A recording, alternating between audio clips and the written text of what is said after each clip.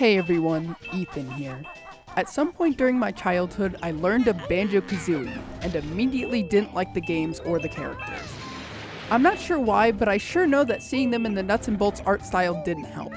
A few years later, I was a massive fan of watching Achievement Hunter on YouTube. It just so happened that one of their members, Michael, was a big fan of Banjo Kazooie and did a playthrough of it on his own separate channel. I decided to give the series a watch, and before I knew it, I was going against my past opinion and buying the game myself. Also, before I get into the video, I want to extend a huge thank you to everyone who watched my previous video on Pokemon Let's Go Pikachu and Eevee, and for getting it to over 200 views. Banjo Kazooie is a 3D platformer collectathon made in the early days of 3D games. You play as the duo of Banjo and Kazooie, going through levels, collecting collectibles, all in an attempt to save Banjo's recently kidnapped sister, Tootie. Banjo and Kazooie work in complete tandem since Kazooie stays in Banjo's blue backpack, so there's no switching characters or anything like that. Throughout the game, there are new moves you can learn, health you can upgrade, and even unlockable transformations. Much like other platformers made at the time, the game has a simple, straightforward story but shows its uniqueness through fun characters and witty dialogue. The story begins with Gruntilda the Witch kidnapping Tootie in an attempt to switch their bodies to make Grunty the quote-unquote prettiest there is. Grunty speaks only in rhymes, which in my opinion gets old after a few times. Banjo, a lazy but good-hearted bear, and his best friend Kazooie, an abrasive sassy Breagle, set out to storm Grunty's lair and save Tootie. Banjo and Kazooie are occasionally aided by Bottles the Mole, who teaches them new moves, and Mumbo Jumbo, a shaman who can transform the duo into a handful of different creatures and objects. On Grunty's side, the only characters of note are Klungo, her smooth-brained right hand, Dingpot, the cauldron she uses and abuses, and Brentilda, her sister who actually aids the player by telling them several of Grunty's secrets, which are useful during the Furnace Fun game. This is just scratching the surface in terms of characters because every level inhabits several unique faces with their own personalities, voices, and goals. Every character typically has something funny to say or a joke to tell, making the game very lighthearted and self-aware. This game does technically have voice acting. Even though the characters don't speak their lines, they all have sound blurbs that are repeated over and over while they're talking to act as their voice.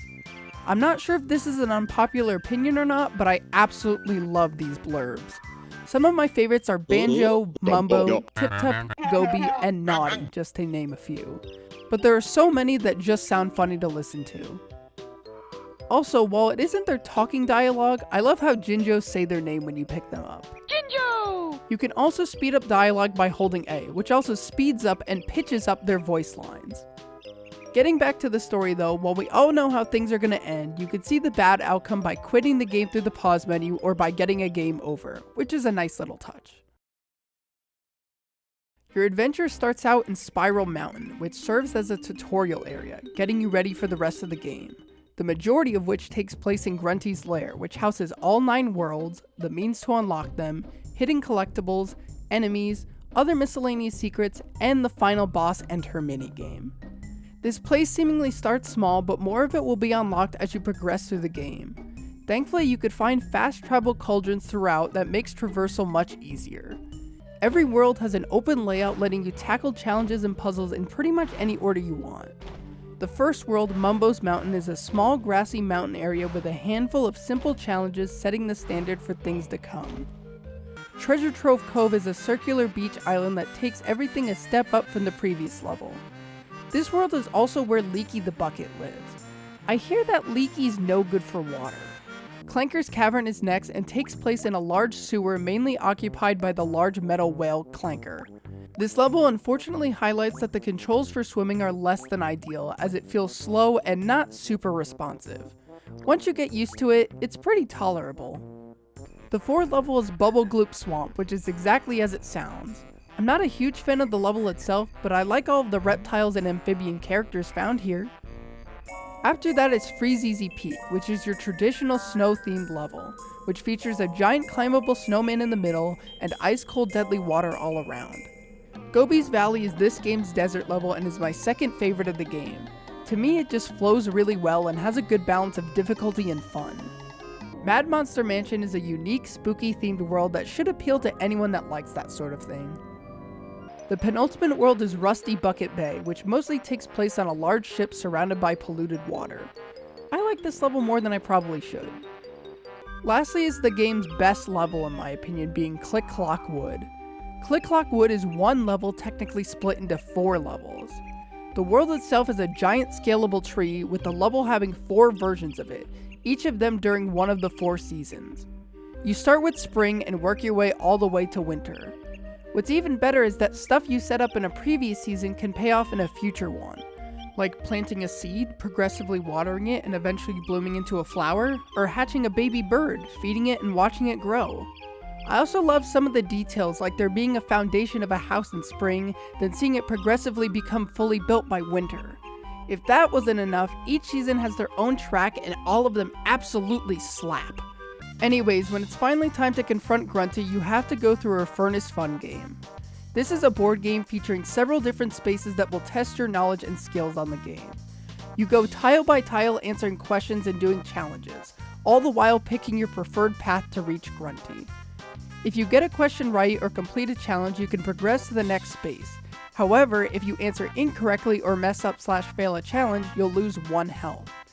To add to the nuance, there are sudden death spaces which automatically kill you if you get the question wrong, and joker spaces which give you 2 space buys if you answer it correctly. Some of the questions you have to answer range from where music plays, where a picture was taken, matching voices to characters, general questions about the game, and questions about Grunty herself. After conquering the Furnace Fun, you fight Gruntilda herself, which takes place at the very top of her lair. Banjo's bread and butter is all of the various things you collect throughout the game. Some are necessary, some not, but I'm gonna list all of them, then go through each of them one by one. There's Jiggies, musical notes, Jinjos, Mumbo tokens, extra honeycomb pieces, and even though you technically don't pick them up, I'm counting Grunty switches anyway. Okay, so starting with the jigsaw pieces, or Jiggies as they're called, are the main collectible in the Banjo series. Each world and Grunty's lair each has 10 of them, totaling 100. There are various ways to obtain them in each world, like doing puzzles, doing a task for an NPC, playing a minigame, collecting all 5 Jinjos, and so on. Jiggies are used to unlock worlds, with each subsequent world requiring more Jiggies than the last. When unlocking a world, you spend the amount of Jiggies needed, but the game still tracks your total amount collected. You need a minimum of 94 Jiggies collected to reach the final boss. Even though I didn't list them next, I'm going to talk about Grunty switches quickly since they tie in directly with Jiggies. Each world contains one Grunty switch that, when pressed, will show the player a change in Grunty's lair, resulting in a way to obtain a Jiggy. Next, I want to talk about Jinjos. They're weird little collectible creatures that make silly noises when you're close by. There is an orange, blue, yellow, green, and purple Jinjo totaling 5 to collect in each world. Upon collecting all 5 in a level, it'll drop a Jiggy. Music notes are pretty much equally as important as Jiggies. There are 100 scattered throughout each level, totaling 900. You can find them pretty much anywhere and are usually found in multiples instead of alone. 100 may sound like a lot, but they add up quite quickly. Musical notes are used to unlock doors throughout Grunty's lair. These doors typically lead to a new room where new worlds can be found. You need a minimum of 810 notes to reach the final boss, and 882 if you want to earn a few sweet bonuses for the final boss battle. Also scattered throughout levels are the Mumbo tokens. These tokens are spent on Mumbo Jumbo's transformations, which I'll go more into in a bit. Basically, once you pay for the transformation, you can transform into that thing as much as you'd like. These tokens are usually more hidden than stuff like Jinjos and musical notes, but also aren't tracked when it comes to totals. There's no reward for getting all of them, and you don't need anywhere close to get every transformation. I certainly didn't. If you're curious though, there are 115 total tokens, with only 75 of them being required. Lastly are the extra honeycomb pieces. Collecting 6 of these will increase your total health by 1. There are 2 found in each world and 6 in Spiral Mountain for a total of 24. I must mention though that despite there being a total number divisible by 6, the final 6 collected do not reward you with an extra health piece, so your health can only be upgraded 3 times, not 4. These are probably the most well hidden compared to all other collectibles in my opinion. Something that helps tie this all together is that you can view your totals for all notable collectibles in the pause menu at any time, making things super easy to track. Adding on to that is that the game explains everything to you when you collect something for the first time without stopping you from playing, being very welcoming for new players while not slowing down veterans. Personally, I think the game has a sweet spot of a lot of things to collect while not making it overwhelming and too much to track. And I like how ultimately the collectibles that are tracked are things that directly impact you or your progress. How the characters feel to control is one of, if not the most important part of a platformer. I'm happy to report that the bear and bird feel great to control. It's not perfect with the aforementioned swimming controls, but overall it holds up very well. The duo have quite a lot of moves in their arsenal and are taught even more from bottles throughout the game. You start the game with basic moves such as punching, rolling, climbing, swimming, a jump and double jump, and a couple more named moves like a large jump called the flip-flap jump, a strong attack called the beak barge, and a jumping attack called the rat-a-tat-rap. You can find Bottle's molehills in the first 5 worlds. He'll teach you each move for free and will be sure to let you know once you've unlocked every move in a given world. There are 9 total learnable moves throughout the game, all of them being used by Kazooie specifically, which I find pretty amusing. One of the first you learn is the most useful in my opinion, called the Talon Trot. It makes the duo run much faster and even walk up steep slopes. Much less interesting is learning the ability to do the Beak Buster, which is a jumping ground pound. Besides those, all other 7 learnable moves use some sort of external source to work. One of the first of these is Kazooie's ability to shoot eggs, which can be found and picked up all around the 9 worlds. You can carry a total of 100 at a time. There's also the jump and flight pads, which allow a super high jump for the former, and the latter letting the duo fly around with the use of red feathers, which much like eggs can be found around the world, although you can only carry 50 of these at a time. Eventually, you'll also learn the Beak Bomb attack, which lets you attack while flying. There's also 2 abilities that involve ground mobility, being the Stilt Stride letting you walk on some hazardous ground, and the Turbo Talon Trot which gives you a temporary big speed boost. The last of these abilities is the Wonder Wing, which is the last of the 3 that involve consumables, this time being golden wings. You can only carry 10 at a time, but activating it will give you temporary invincibility. Alongside the moves, you can find Mumbo Jumbo in 5 of the 9 worlds, although his appearances are much more spread out than Bottle's. Mumbo will transform Banjo and Kazooie into either a creature like a termite or bumblebee, or an object like a pumpkin, at the cost of an increasing amount of Mumbo tokens to suit the needs of the world you're currently in. The transformations themselves have very basic movesets, with most of them only being able to move and jump. Typically, they're confined to the world you're transformed in, but sometimes you can, and even are supposed to bring them out of the world to collect a Jiggy or solve a puzzle nearby. Though thankfully, anytime they want you to do this, it's always right next to the level's entrance. The enemy variety in this game is surprisingly diverse. While the combat is pretty simple, the developers managed to make the enemies memorable. It also helps that they're usually world specific too. So in Treasure Trove Cove, you'll find evil treasure chests, naval mines, and a shark. While in Gobi's Valley, you'll instead find mummies, scarabs, and large mummy hands that are hiding under the sand. A large portion of the enemies typically boil down to patrolling an area and trying to run into you when they see you, and go down in 1 to 2 hits. It's probably good to mention here that every enemy drops a honeycomb upon being defeated, so they're a great source of health if they don't hit you. Speaking of health, there's an enemy called the Beehive that doesn't attack you and drops 3 honeycombs, so it essentially serves as free health if you need it. However, in later levels, the beehives will have actual bees around it, so you'll have to be more strategic if you want that health. There are also a handful of bosses in the game which are usually just unique enemies with more health. I do like the boss Boombox fight though for getting increasingly more hectic the closer you get to defeating him. Grunty herself is a boss, but the fight with her is structured much differently than the other bosses in the game. She has 4 phases, each of which tests different skills. The first being your basic combat skills, then how good you are at shooting eggs, then aerial combat, and finally doing secondary objectives all the while avoiding her attacks. It's a very well put together fight and feels satisfying to conquer. I wanted to take a moment to briefly talk about the weird stop and swap feature. If you beat the game and have collected all 100 Jiggies, Mumbo will tell you and even show you the locations of a few mystery items. This includes an ice key and 6 different colored mystery eggs. You can only collect these items once per save data, not save slot. I couldn't collect them for my footage because I had already done it in another save slot years ago when playing for the first time. Either way, collecting these items will unlock exclusive content in Banjo Tooie and Banjo Kazooie Nuts and Bolts. This feature is only in the Xbox Live Arcade version of the game though. I figured I'd mention them because it's one of Banjo's more infamous mysteries. I guess this is also a good time to mention the game has a bunch of cheat codes you can use, which you can get in a variety of different ways. One is by an obscure puzzle minigame you can play in Banjo's house. These specific codes will just alter Banjo and Kazooie's proportions or turn them into a washing machine. There's a character called Cheeto who lives in Grunty's lair and will give you 3 cheat codes that double your max eggs and feather count. There's also a bunch that you aren't given in the game itself but still very much work.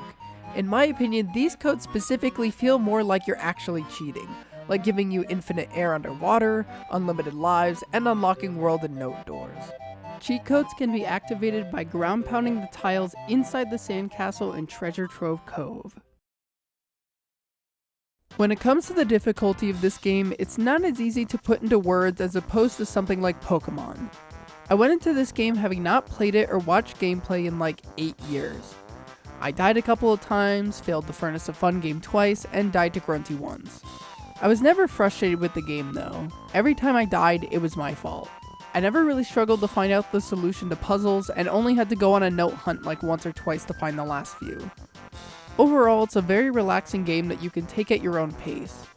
If I had to cite an example for the worst Jiggy in the game, I guess I'd say the second Boggy sled race, but once you understand his rubber band AI, it gets a lot easier. This game took me just over 8 hours to get 100%, whereas it took me 11.5 hours my first time through. It's a relatively short game all things considered, but I don't consider that a bad thing by any means. It never overstays its welcome and is very fun throughout. In terms of graphics, Banjo Kazooie has a cartoonish art style without being quote-unquote cute. While it's obvious that this game isn't new and its graphics are very much dated, they aren't an eyesore by any means. Yeah, there are some sharp edges to the characters and the environment, and some textures are a bit muddy by today's standards, but I wouldn't say the game looks bad now. Comparing it to other games on the platform like Mario 64, which released 2 years before, and Kirby 64, which released 2 years after, I'd argue that Banjo is the better looking of the 3.